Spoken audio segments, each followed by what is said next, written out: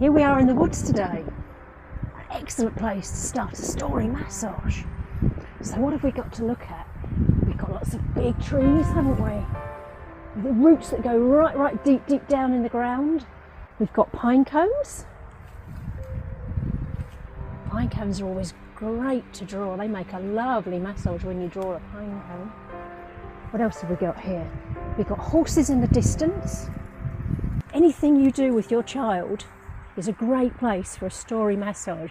You can make a normal daily occurrence, anywhere you go and play, can turn into a massage. That massage is as big as your imagination.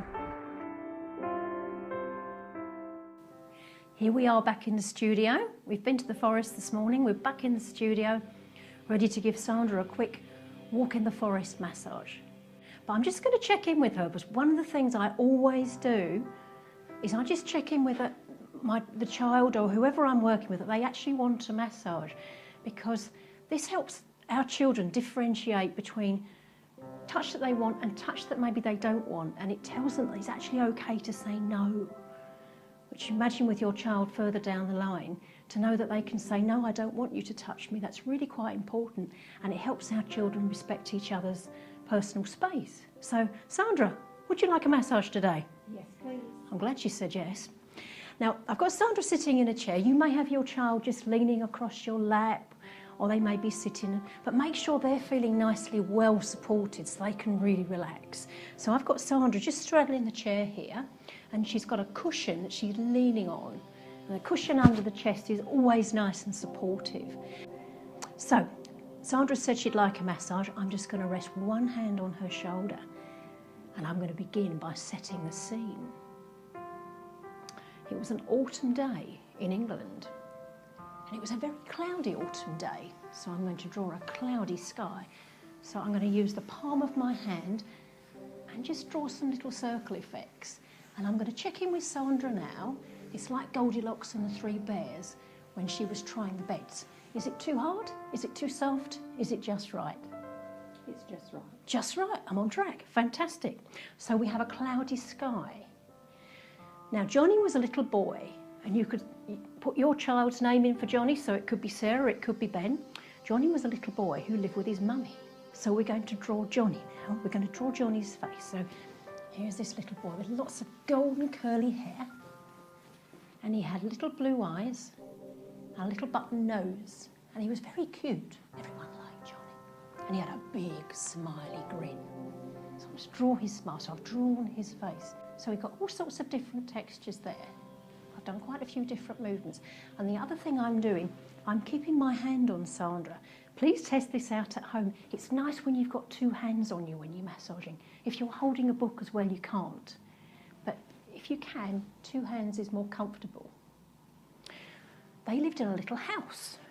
So we're going to draw the house with a big red roof on a little house. And a red front door, I'm just drawing the front door, and a wiggly path leading up to the house. They put on their wellies and they went out for a walk in the woods. So they walked down the road to the woods, they opened the gate, and it was looking so inviting. The trees, they were big, lots of big trees. So I'm going to draw the trunk of a tree, a big long trunk. Lots of leaves on the top. We're going to draw the leaves, and those leaves were rippling in the breeze. So you can use your fingertips there just to make those leaves ripple in the breeze. And Johnny loved a good stomp in his Wellington boots. He splashed along through the puddles.